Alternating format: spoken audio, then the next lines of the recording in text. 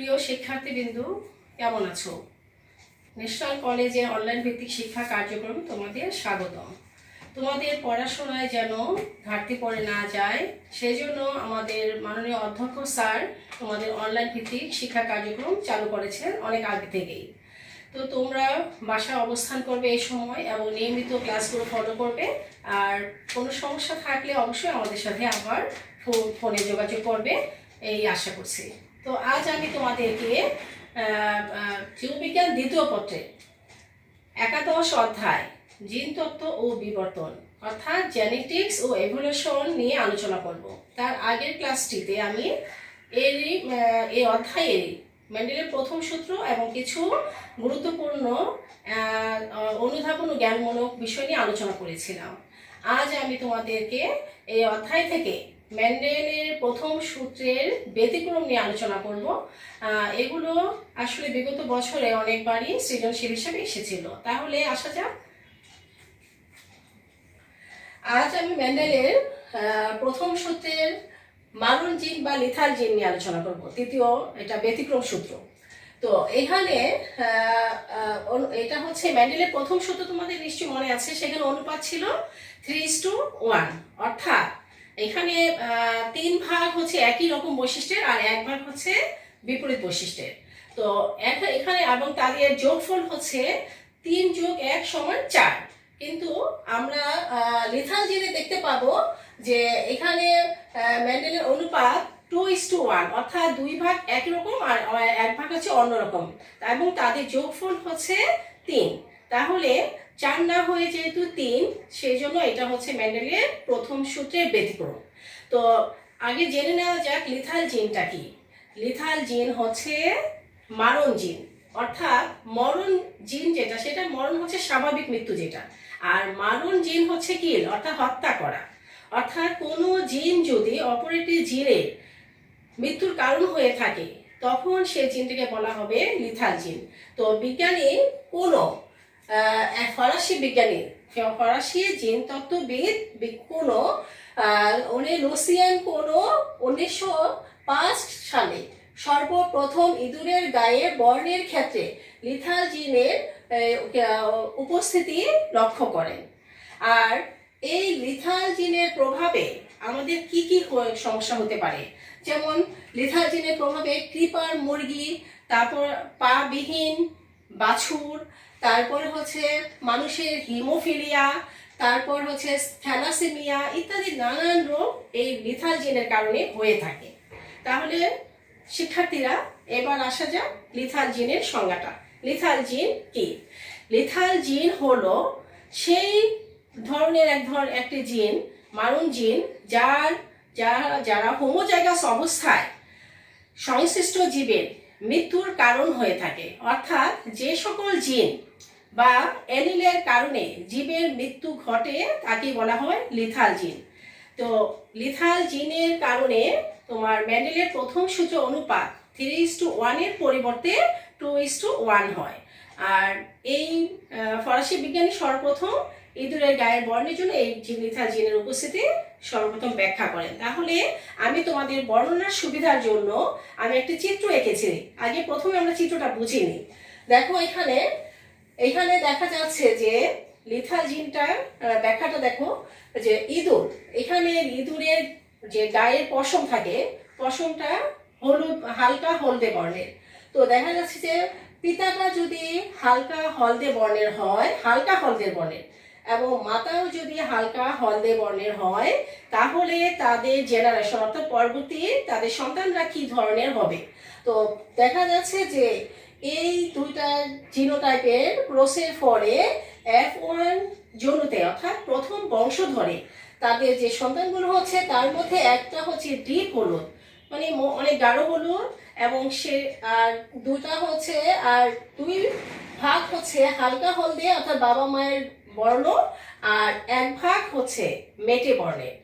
তাহলে শিক্ষার্থীরা দেখো ছবিটা, এখানে বাবা মা দুজনেই ছিলেন হালকা হলদে বর্ণের, কিন্তু এখানে 1 ভাগ চলে আসছে ডিপ হলদে বর্ণের। তবে মনে রাখবে ডিপ হলদে বর্ণের কিন্তু ইঁদুরগুলো জন্ম নেওয়ার আগেই কিন্তু মায়ের গর্ভে মারা যাচ্ছে। বিজ্ঞানী লক্ষ্য করলেন যে এই হলদে ইঁদুরটাকে, ডিপ হলদে কালার বর্ণের হলদে ইঁদুরটাকে কখনোই জীবিত অবস্থায় পাওয়া যাচ্ছে না, অর্থাৎ মাতৃগর্ভে মৃত হয়ে তারপরে সে ভূমিষ্ঠ হচ্ছে।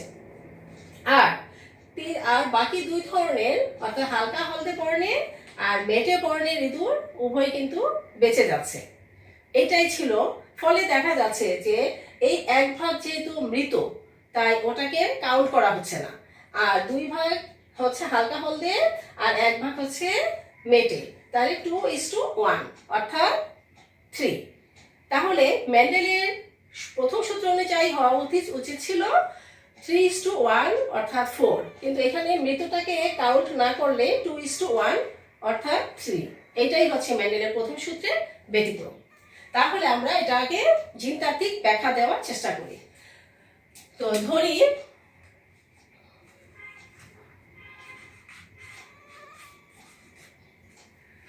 ইঁদুরের গায়ের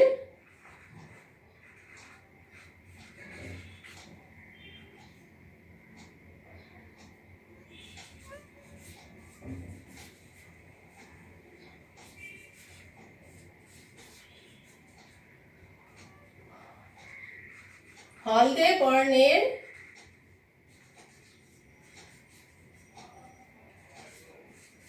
জন্য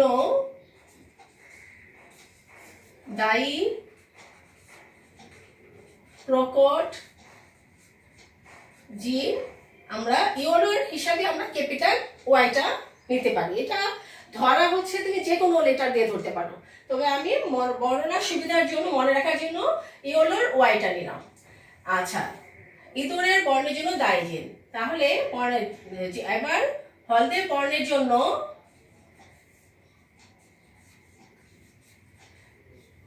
জিনোটাইপ হচ্ছে ক্যাপিটাল ওয়াই ক্যাপিটাল ওয়াই, আর হালকা হলদে বর্ণের জন্য দায়ী জিন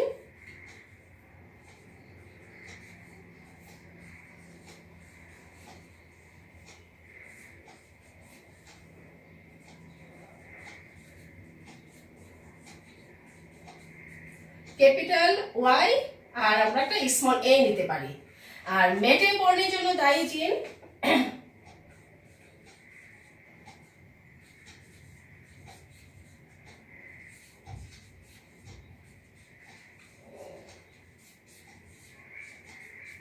আমরা স্মল এ নিলাম। তাহলে এখানে আমি কি বলছি যে গাঢ় হলদের জন্য দায়ী জিন হচ্ছে ক্যাপিটাল ওয়াই, আর হলদে বর্ণের তাহলে জিনোটাইপ এটা হচ্ছে হোমোজাইগাস আর কি অবস্থায়। হ্যাঁ, হলদে বর্ণের জিনোটাইপ হচ্ছে ক্যাপিটাল ওয়াই ওয়াই, আর হালকা হলদে বর্ণের জন্য দায়ী জিন হচ্ছে ক্যাপিটাল ওয়াই স্মল এ। এটা আমি মেটো কালারের জন্য দায়ী জিন হিসাবে চিহ্নিত করলাম। তো হলদের সাথে যদি একটা মেটে বর্ণের জিনের উপস্থিতি থাকে তাহলে সেটা হবে হালকা হলদে বর্ণের। আর মেটে বর্ণের জন্য দায়ী জিন হচ্ছে স্মল এ। মেটে বর্ণের জন্য দায়ী জিনোটাইপ, জিনোটাইপে দুইটা জিনের উপস্থিত থাকবে। জিনোটাইপ হচ্ছে small a small A.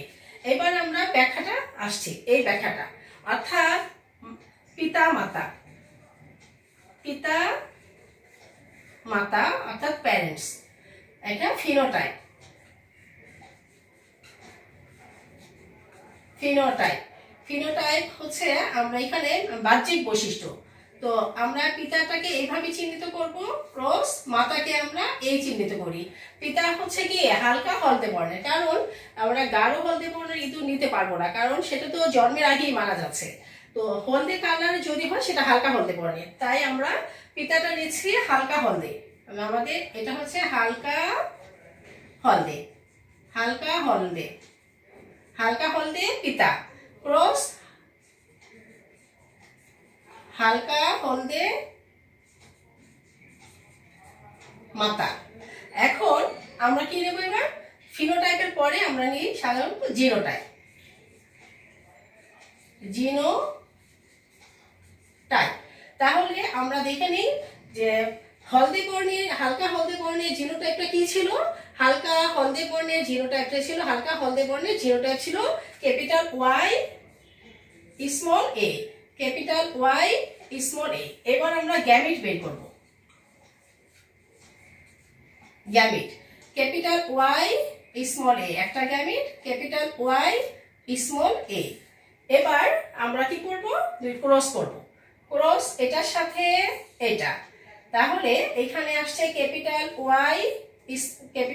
Y যেটা হচ্ছে গাঢ় হলদে, গাঢ় হলদে, এবং আমরা লিখে দেব সেটা মৃত। গাঢ় হলদে হলেই মৃত হবে।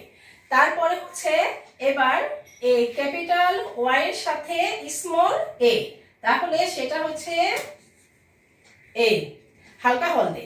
আবার ক্যাপিটাল ওয়াই এর সাথে স্মল এ, এটাও হচ্ছে হালকা হলদে। আর এই ক্যাপিটাল ইয়ার সাথে লেটারের সাথে এই স্মল এর সাথে স্মল এ, এটা হচ্ছে মেটে, মেটে। আর এটা হচ্ছে হালকা হলদে, হালকা হলদে। শিক্ষার্থীরা আবার দেখে নাও, এটা হচ্ছে গিয়া জিনোটাইপ, এগুলো হচ্ছে জিনোটাইপ, এটা হচ্ছে জিনোটাইপ। F1 বংশধরেরা, F1 যৌন, F1 যৌন জিনোটাইপ গুলো এটা। আর এটা হচ্ছে এইগুলো হচ্ছে ফিনোটাইপ, যেগুলো আমরা বলছি যে গাঢ় হলদে, হালকা হলদে, মেটে, এগুলোর নাম হচ্ছে ফিনোটাইপ, ফিনোটাইপ। তাহলে কি দেখা গেল যে 1 2 3 4 এই চার ধরনের বৈশিষ্ট্য। তার মধ্যে গাঢ় হলদে বর্ণেরটা হচ্ছে মৃত, আর হালকা হলদে বর্ণের যেটা, সেই দুই ভাগ হচ্ছে জীবিত, তবে এরা হালকা হলদে বর্ণ। আর এক ভাগ হচ্ছে মেটে, যারা জীবিত। তাহলে আমরা এবার দেখতে পারি যে এখানে 2:1, অর্থাৎ হালকা হচ্ছে হালকা হলদে হচ্ছে 2 আর হালকা হলদে মেটে, মেটে সমান সমান হচ্ছে 2:1। যোগফল হচ্ছে 2 যোগ 1 সমান 3। এটাই হচ্ছে মেন্ডেলের প্রথম সূত্রের ব্যতিক্রম। শিক্ষার্থীরা তাহলে বুঝতে পারছো যে মেন্ডেল লেথাল জিন বা মারণ জিন কি। এটি কিন্তু মানে বিগত বছরে চট্টগ্রাম বোর্ড 15 এবং সিলেট বোর্ড 16-তে এসেছিল। তো এখন আমি মেন্ডেলের প্রথম সূত্রের আরেকটি ব্যতিক্রম নিয়ে আলোচনা করব। প্রিয় শিক্ষার্থীরা, মেন্ডেলের প্রথম সূত্রে আরেকটি ব্যতিক্রম হচ্ছে অসম্পূর্ণ প্রকটতা, অর্থাৎ ইনকমপ্লিট ডমিনেন্স। ইনকমপ্লিট ডমিনেন্স বা অসম্পূর্ণ প্রকটতা কি? দুটি বিপরীত বৈশিষ্ট্যের জিনের মধ্যে যদি ক্রস করানো হয় তাহলে দেখা যাবে যে প্রথম বংশধরে কোনো বৈশিষ্ট্যই সম্পূর্ণভাবে প্রকাশিত না হয়ে উভয়ের বৈশিষ্ট্যের মাঝামাঝি একটি নতুন বৈশিষ্ট্যের প্রাদুর্ভাব ঘটে, তখন সেটাকে বলা হয় অসম্পূর্ণ প্রকটতা। তো অসম্পূর্ণ প্রকটতার জন্য আমি তোমাদেরকে সন্ধ্যামালতী ফুলের বৈশিষ্ট্য নিয়ে আলোচনা করব। তো তোমরা দেখে থাকবে সন্ধ্যামালতী ফুল অনেক রকমের হয়, সাদা, লাল, গোলাপি, এরকম অনেক রকমেরই আমরা দেখে থাকি। তো এখানে আমি তোমাদের বর্ণনার সুবিধার জন্য আমি কিছু ছবি এঁকেছি। ছবিটা আগে খেয়াল করো। দেখো, এই অসম্পূর্ণ প্রকটতা বা ইনকমপ্লিট ডমিনেন্স, যেটি মেন্ডেলের প্রথম সূত্রের ব্যতিক্রম। তো মেন্ডেলের প্রথম সূত্রের অনুপাতটি আবার মনে করো 3:1, অর্থাৎ 3 ভাগ এক রকমের বৈশিষ্ট্য আর 1 ভাগ অন্যরকম বৈশিষ্ট্য। কিন্তু অসম্পূর্ণ প্রকটতার ক্ষেত্রে মেন্ডেলের 3 ধরনের বৈশিষ্ট্য পাওয়া যায়। একরকম বৈশিষ্ট্য 1 ভাগ হচ্ছে এক ধরনের, আর 2 ভাগ আরেক রকম, আর ভিন্ন রকমের আরেকটি আসছে 1 ভাগ। তাহলে 1:2:1, যার যোগফল হচ্ছে 4। তো 3:1 না হয়ে 1:2:1 হওয়ার কারণে এটাকে মেন্ডেলের প্রথম সূত্রের ব্যতিক্রম বলা হয়। তো তোমরা ব্যাখ্যাটা বোঝার জন্য আগে ছবিটা খেয়াল করো। তো এই অসম্পূর্ণ প্রকটতা বিগত বছরে অনেকবার এসেছিল, এটা কিন্তু খুব গুরুত্বপূর্ণ একটি সিকিউ কোশ্চেন। তো তোমরা দেখো, এটা সিলেট 19, দিনাজপুর 17, চট্টগ্রাম 16, বরিশাল 16, ঢাকা 15, রাজশাহী 15। এই কোশ্চেনটা এই সিকিউ আকারে এসেছিল। তো দেখো এখানে আমি লাল সন্ধ্যামালতী ফুল এঁকেছি, আরেক পাশে হচ্ছে সাদা সন্ধ্যামালতী ফুল। তো লালটা হচ্ছে এখানে আমি চিহ্নটা পিতা চিহ্ন দিয়েছি, এটা পুরুষ লাল ফুল, আর এটা হচ্ছে সাদা সন্ধ্যামালতী স্ত্রী ফুল। দুটার মধ্যে ক্রস করানো হলে তাদের বংশধরে অর্থাৎ F1 জনুতে যে বৈশিষ্ট্যগুলো পাওয়া যাবে, যে ফুলগুলো পাওয়া যাবে, যে তাদের মধ্যে সবগুলোই হবে গোলাপি কালার। অথচ তাদের কি মধ্যে ক্রস করানো হয়েছিল? লাল আর সাদা। তা F1 বংশধরে অর্থাৎ প্রথম বংশধরে কোনো লাল ফুলও পাওয়া যায়নি, কোনো সাদা ফুলও পাওয়া যায়নি, পাওয়া গিয়েছে কি গোলাপি বর্ণের। তাহলে সেটা অসম্পূর্ণ প্রবণতা। কেন? কারণ এখানে বাবা বা মা অর্থাৎ তাদের কারোরই বৈশিষ্ট্য বিরাজ করেনি, একদম সম্পূর্ণ নতুন আরেকটি বৈশিষ্ট্য প্রকাশ পেয়েছে। কিন্তু দ্বিতীয় ক্ষেত্রে যদি আমরা দেখি, এই F1 বংশধরে যে ফুলগুলো আমরা পেয়েছিলাম গোলাপি কালারের, সেই গোলাপি কালারের ফুল যদি আমরা পুরুষ ফুল গোলাপি এবং স্ত্রী সন্ধ্যামালতী গোলাপি, এই দুই ধরনের ফুলের মধ্যে যদি আবার ক্রস করাই, তাহলে দেখা যাবে তাদের F2 জনুতে অর্থাৎ তাদের বংশধরের মধ্যে কি কি বৈশিষ্ট্যগুলো পরিলক্ষিত হচ্ছে।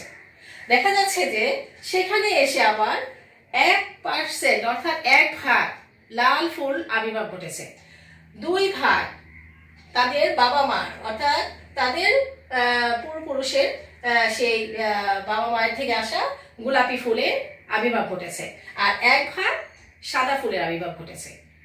তাহলে দেখো বাবা মা অর্থাৎ পুরুষ ও স্ত্রী এই দুটা গোলাপি ফুল হওয়া সত্ত্বেও তাদের বংশধরের মধ্যে এসে, দ্বিতীয় বংশধরে এসে সেই লাল অর্থাৎ তার আগের জেনারেশনে যে লাল ছিল সেই লালের 1 ভাগ আবির্ভাব ঘটেছে, আর বাবা মায়ের থেকে 2 ভাগ, আর 1 ভাগ হচ্ছে তার আগের যে মায়ের মধ্যে ছিল লাল ফুল সাদা ফুল, সেই ফুলের আবির্ভাব ঘটেছে।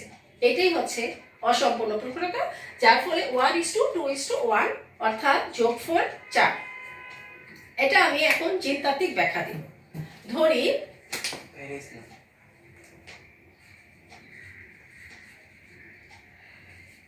সন্ধ্যামালতীর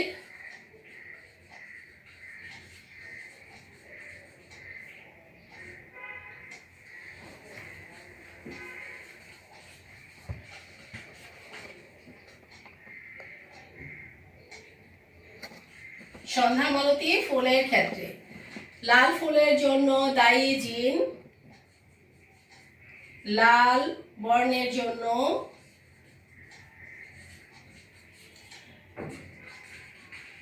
দায়ী প্রকট জিন,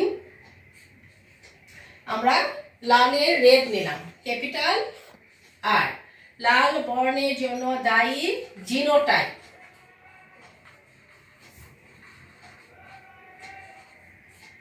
ক্যাপিটাল আর ক্যাপিটাল আর। আবার সাদা বর্ণের জন্য দায়ী প্রকট জিন, আমরা হোয়াইটের ডাব্লিউ নিলাম। সাদা বর্ণের জন্য দায়ী জিনোটাইপ,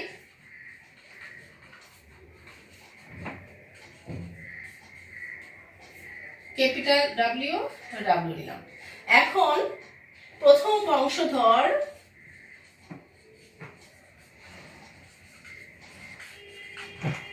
হচ্ছে F1 জন্য, দ্বিতীয় বংশধর F2 জন্য।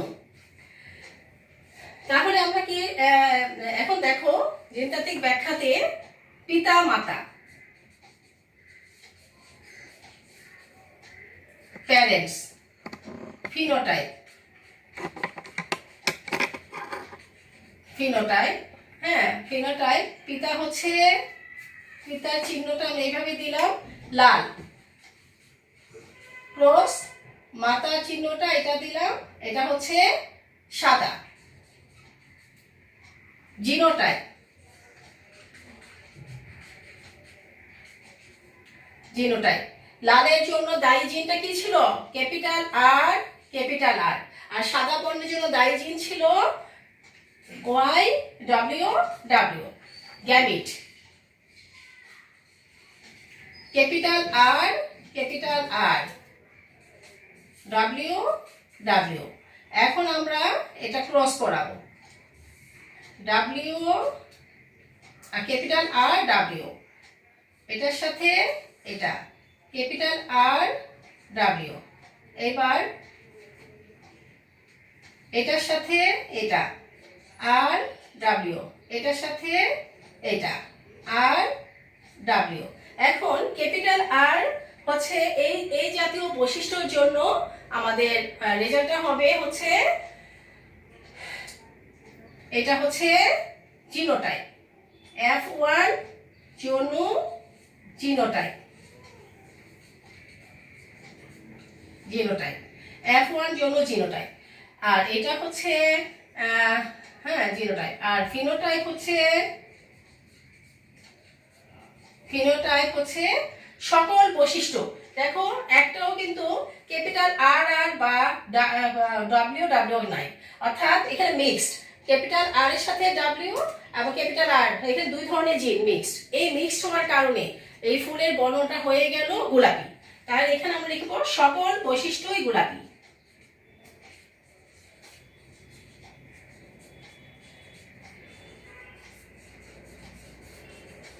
গোলাপি। এই হচ্ছে মেন্ডেলের প্রথম সূত্রে প্রথম বংশধরে লাল ফুল আর সাদা ফুলের ক্রস করানোর পরেও তাদের যে প্রথম জেনারেশন যে ফুলগুলো আসলো তাদের প্রত্যেকের বর্ণ হচ্ছে গোলাপি। এবার আমরা দ্বিতীয় ধাপে যাচ্ছি শিক্ষার্থীরা। এবার আমি দ্বিতীয় বংশধরের ক্ষেত্রে প্রমাণ দেখাচ্ছি। পিতা মাতা প্যারেন্টস টু জিনোটাইপ বৈশিষ্ট্য নিয়েছি কি গোলাপি সন্ধ্যামালতী ফুল আর পিতা, আর গোলাপি সন্ধ্যামালতী ফুল পাতা। জিনোটাইপ, তাদের জিনোটাইপটা হবে কি গোলাপির জন্য আমরা কি নিয়েছিলাম ক্যাপিটাল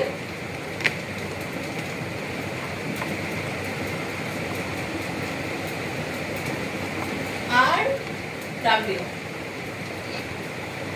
ক্যাপিটাল আর ডাব্লিউ, এই হলো গোলাপি। এবার আমরা বের করবো গ্যামিট।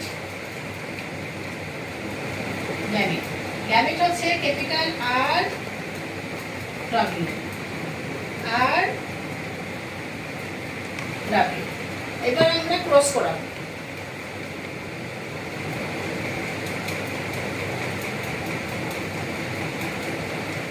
আচ্ছা, এটা আমরা অবশ্য চাকার বোর্ডে দেখাইতে পারি। এটা আমরা চাকার বোর্ডে দেখাই। চাকার বোর্ড হচ্ছে দ্বিতীয় বংশধরকে আমরা চাকার বোর্ডে দেখাই।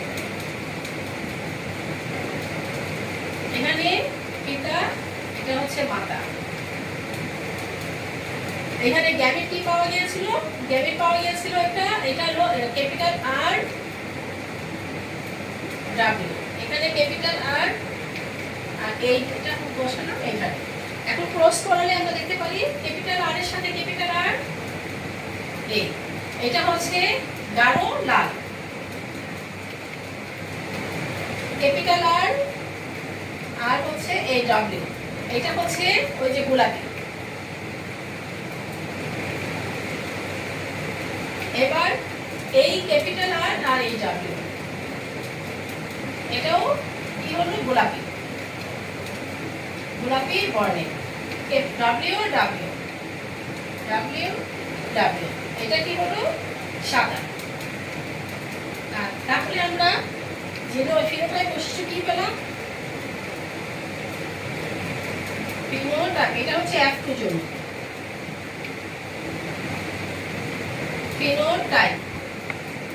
ফিনোটাইপ হচ্ছে কি পেলাম? লাল, গোলাপি,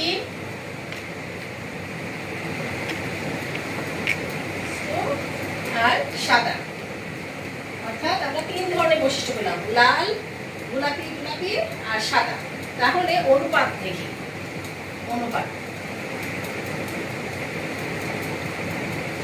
লাল কয়টা? লাল হচ্ছে 1 ভাগ, তাহলে 1। গোলাপি 2 ভাগ, 1 আর 1 2 ভাগ। তাহলে ইস টু 2, আর সাদা হচ্ছে 1 ভাগ। ক্লিয়ার? এখন অনুপাতের যোগফল কি হচ্ছে?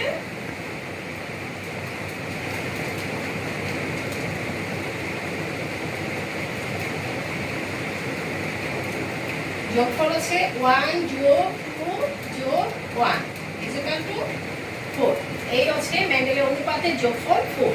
তাহলে এটা হচ্ছে মেন্ডেলের প্রথম সূত্রের ব্যতিক্রম, যার কারণ এখানে 3 ধরনের বৈশিষ্ট্য পাওয়া গেছে। আর মেন্ডেলের সূত্র অনুযায়ী, প্রথম সূত্র অনুযায়ী 2 ধরনের বৈশিষ্ট্য পাওয়া যাবে, 3 অনুপাত 1। আর এখানে পাওয়া গেছে 1 অনুপাত 2 অনুপাত 1, অর্থাৎ যোগফল 4। এই হচ্ছে মেন্ডেলের প্রথম সূত্রের ব্যতিক্রম। শিক্ষার্থীরা, এখন আমি মেন্ডেলের প্রথম সূত্রের ব্যতিক্রম আরেকটি নিয়ে আলোচনা করব। সেটা হচ্ছে সমপ্রকটতা বা কোডমিনেন্স, যার ফলাফল 1:2:1। তো এই ব্যাখ্যাটি করার জন্য আমি প্রথমে বলছি সমপ্রকটতা কি।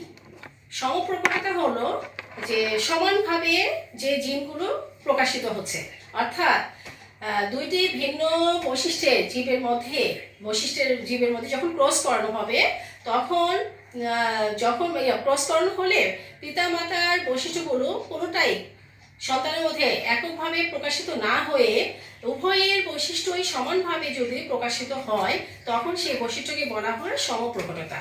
তো আমরা জিনতাত্ত্বিক ব্যাখ্যাতে চলে যাই। তো বিজ্ঞানী মেন্ডেল এই সমপ্রকটতা বৈশিষ্ট্যটি ব্যাখ্যা করার জন্য আন্দালুসিয়ান নামক মোরগ মুরগির মধ্যে ক্রস করিয়েছিলেন। তো আমি সেখানে যাচ্ছি। জিনতাত্ত্বিক ব্যাখ্যা।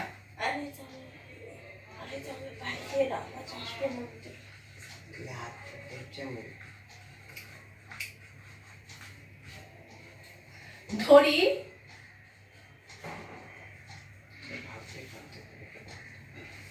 কালো বর্ণের জন্য দায়ী জিন, কালো বর্ণের জন্য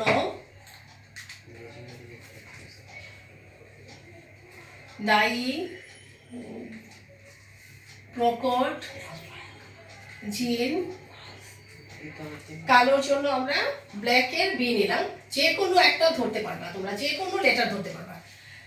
কালো বর্ণের জন্য দায়ী জিনোটাইপ।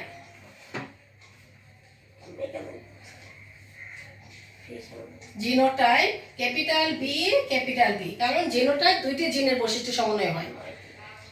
আবার সাদা বর্ণের জন্য দায়ী প্রকট জিন, আমরা হোয়াইটের ডাব্লিউটা নিলাম। সাদা বর্ণের জন্য দায়ী জিনোটাইপ,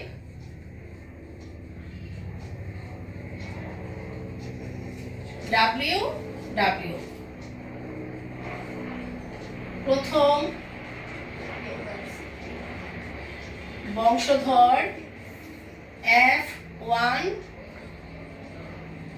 যৌন, দ্বিতীয় বংশধর F2 যৌন। এখন আমরা ক্রস করাই দেখি। পিতা মাতা P1, পিতা মাতা P1।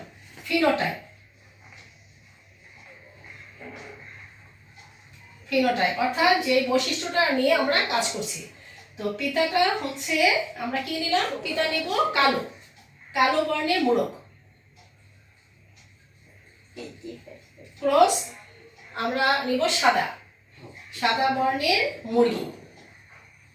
এখন জিনোটাইপ,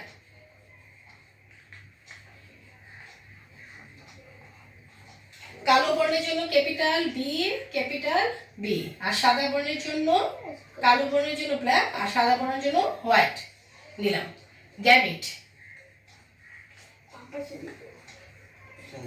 গ্যামেটটা হবে কি প্রত্যেকটা আলাদা আলাদা হবে। এটা একটা গ্যামেট, এটা একটা গ্যামেট, এই ডাব্লিউ একটা গ্যামেট।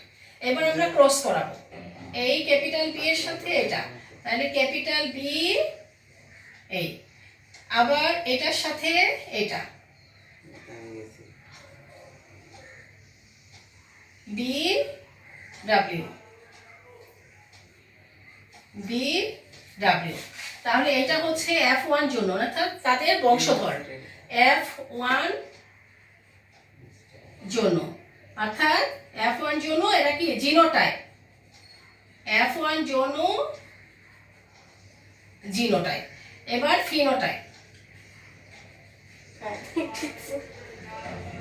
ফিনোটাইপ বৈশিষ্ট্য হচ্ছে এই যে বংশধরগুলা, এখানে ক্যাপিটাল বি ডাব্লিউ আছে, ক্যাপিটাল বি ডাব্লিউ, অর্থাৎ কালো পালকের মধ্যে সাদা বর্ণের ছোপ দেখা যাচ্ছে, তাহলে সকল বৈশিষ্ট্যই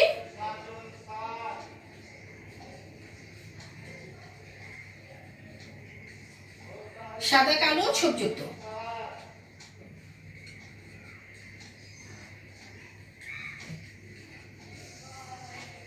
অর্থাৎ এখানে একই রকম বৈশিষ্ট্য, সবগুলো মোরগ বা মুরগি সেগুলা কোনোটাই শুধু কালো বা শুধু সাদা হয়নি, সবগুলো বাচ্চাগুলো হলো কি কালো আর সাদা ছোপযুক্ত পালক বিশিষ্ট। এবার আমরা দ্বিতীয় বংশধরের ক্ষেত্রে দেখি এটা কি ফলাফল পাওয়া যায়।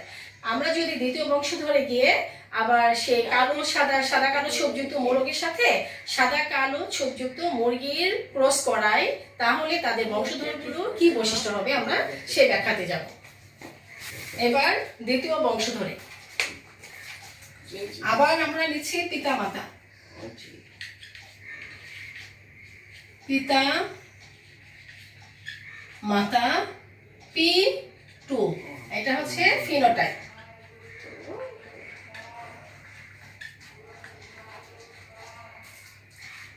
পিতাটাকে নেব সাদা কালো ছোপযুক্ত,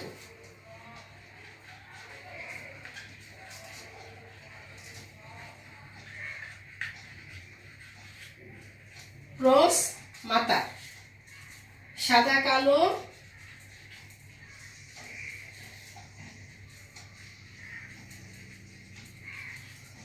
যুক্ত। এবার জিনোটাইপ,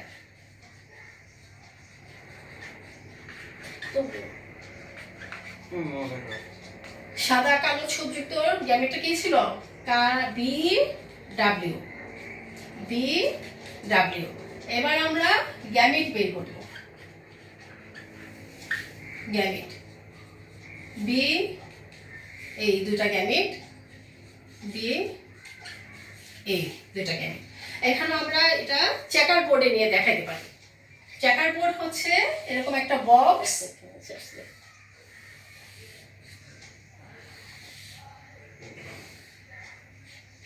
এখানে আমরা পিতার গ্যামেট আর এখানে মাতার গ্যামেট বসালাম।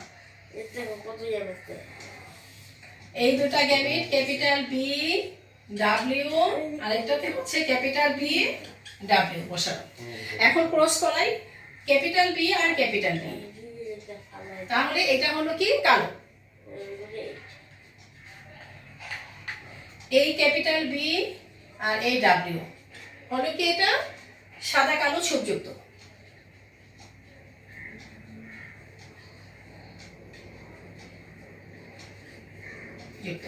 আবার এটা আর এটা ক্যাপিটাল বি ডাব্লিউ সাদা কালো ছোপ যুক্ত। এই ডাব্লিউ আর এই ডাব্লিউ, এই ডাব্লিউ আর এই ডাব্লিউ, এটা সাদা সাদা। তাহলে আমরা ফিনোটাইপ বৈশিষ্ট্যগুলো কি কি পেলাম,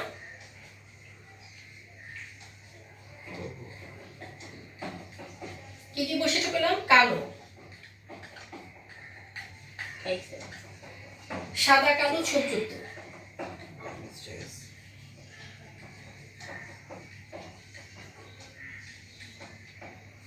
আর কি পেলাম শুধু সাদা। এখন দেখো বাবা ছিল সাদা কালো, মোরগটা ছিল সাদা কালো ছোপযুক্ত, মুরগিটাও ছিল সাদা কালো ছোপযুক্ত, কিন্তু তাদের সন্তানগুলো দেখো F2 জনুতে, F2 জনু মানে দ্বিতীয় বংশধরে দেখা গেল যে এক ভাগ কালো আসছে, কিন্তু বাবা কিন্তু কালো ছিল না, সাদা কালো ছোপযুক্ত ছিল। আবার 2 ভাগ আসলো সাদা কালো ছোপ যুক্ত, অর্থাৎ মোরগ মুরগির বর্ণ নিয়ে দুইটা মিক্স তাদের বৈশিষ্ট্যটা পেয়েছে। আর 1 ভাগ আসছে সাদা, যেটা মোরগ সাদাও ছিল না, মুরগিটাও সাদা ছিল না, কিন্তু সাদা আসছে। তো এই যে কালো আর সাদা আসলো, সেটা তার পূর্বপুরুষ, অর্থাৎ তাদের বাবা মার বৈশিষ্ট্যটা এই সন্তানরা পেয়ে বসলো। তাহলে এখানে দেখা যাচ্ছে যে ফিনোটাইপে আমরা পেয়েছি কালো, সাদা কালো ছোপযুক্ত আর সাদা, 3 ধরনের বৈশিষ্ট্য। তাহলে এখানে অনুপাত